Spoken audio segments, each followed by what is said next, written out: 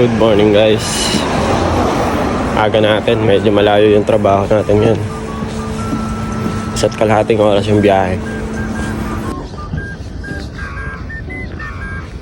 6:40 pa lang ng umaga. Guys, dito na tayo sa Nipa Station. Sakay na tayo ng train.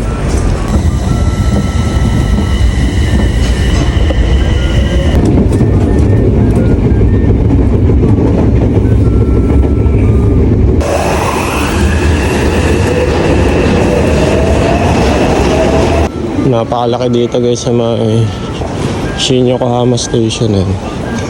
Dito yung sakay ng Shinkansen at mga subway. Yan.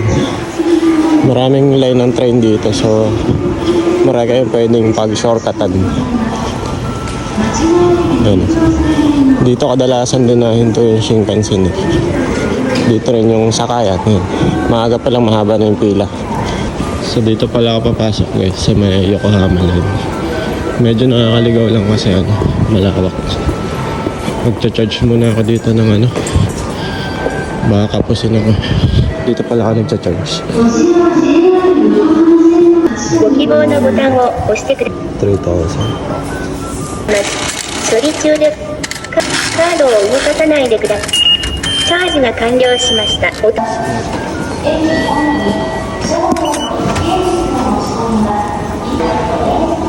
Lawak dito guys. Sa mga tindahan, maaga pa lang. Ako sa Hashimoto. Mayroon din na rin sa loob.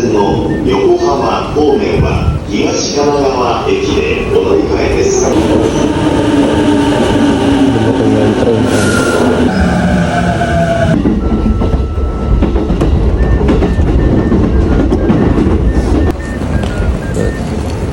Hashimoto Station. After 1.5 hour ay yan. Then simula dito kailangan natin mag-bus pa ng isa. So let's go. So dito na tayo sa terminal. Napakadaming pwedeng masakyan. Bago nga pala ako sumakay ng bus, ito dumaan muna ako sa may konbini para bumili ng mainit na kape. Shoutout nga pala sa followers natin na tumawag sa akin kanina at nagturo din kung saan ako sasakay na bus. Nagulat ako kanina guys, may tumawag sa akin, may followers pala tayo na nakasabay sa may station. Bale, ito nga pala guys, nakababa na rin ako ng bus, hindi na nga lang ako nakapag-video sa loob ng bus dahil maraming tao. Siya nga pala, medyo malapit na rin yung bahay ni ako si Lupi dito guys. Isang station na lang, nandun na rin ako sa kanila. Sabi nga niya kung nalalayuan daw ako dito, pwede nga raw ako makitulog sa kanila eh. Malapit na ako guys eh. Napunta na tayo sa bundok. Bundok na itong pinuntahan ko. Nasaan ba yung trabaho namin? Biyahe. Update ko na lang kayo mamaya guys. Sakto naman guys, pagdating ko dito sa may mismong location ng trabaho namin eh, ito dumating na rin sila boss, kasama niya yung kapatid niya at saka yung kaibigan niya. Bali 5 nga pala kami ngayong araw. Ang kasama ko ay kapatid ni boss, tapos 2 kaibigan ni boss, tapos ako. Natapos na nga rin pala namin yung trabaho namin doon sa may kabilang Genba sa may Togoshi Ginza. Kaya lang yung next na location namin or yung next na trabaho namin sa February pa ata magsisimula, kaya eto nag part time muna kami sa kaibigan ni boss habang wala pa nga kaming trabaho. Maganda dito guys, medyo malayo nga lang tapos medyo malapit na rin sa bundok. Bale, ang gagawin nga pala namin dito guys ay yung mismong rooftop lang. Pero malapad to guys at saka malawak talaga to. Bale, yung ginawa ko nga pala dyan, nag-primer lang ako ng paligid at saka sinunod ko na rin yung loob.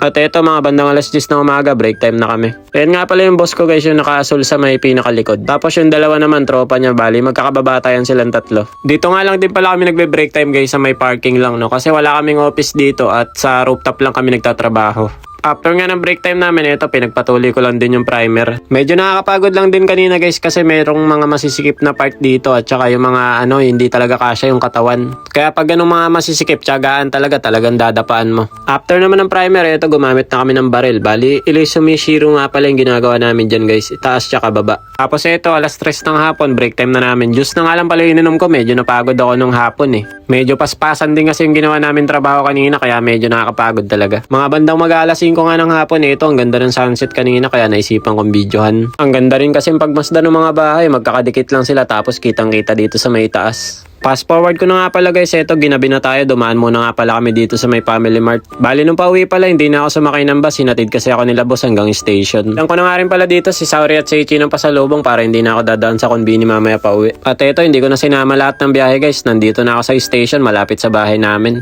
Kasi kung isasama ko pa yung biyahe ko pauwi, baka puro biyahe na lang yung nakita nyo sa vlog. Sasakay na nga pala sana ako ng bus nito guys, kaya lang nakita ko na iwanan na ako ng bus, 10 minutes na ulit yung kasunod. Kaya naisipan ko na nga lang kanina maglakad pa uwi kasi ganun din naman guys, 10 minutes ko lang din naman lalakarin yun. Fast forward ko na nga pala, eto nandito na ako sa bahay, mga 7:30 ata or mag-alas 8 na rin ako nakauwi. Naabutan ko nga yung dalawang bata dito, naglalaro sa may kusina kaya napakakalat. Si Botchog naman guys, dumidede kaya yan si Mami Cherry hindi pa makatayo. Si Saori at Seichi pa nga lang guys yung madalas kong uwian kasi alam nyo naman si Botchog guys, hindi pa yan pwede magkakainan kung ano-ano. Kagising nga lang din pala ni Botchog guys kaya yan no, tulala pa. Nananaginip pa ata si Botchog guys eh.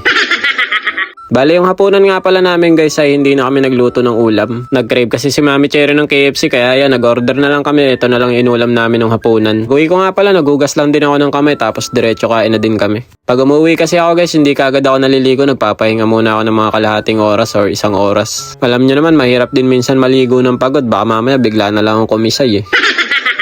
So paano guys, yun lang muna yung maishishare ko ngayon sa inyo for today's video. So paano, hanggang dito na lang muna. Kita-kits na lang ulit tayo next video. Diyan mata ne. Arigatou gozaimasu. Ngek ngek ngek. Bye-bye.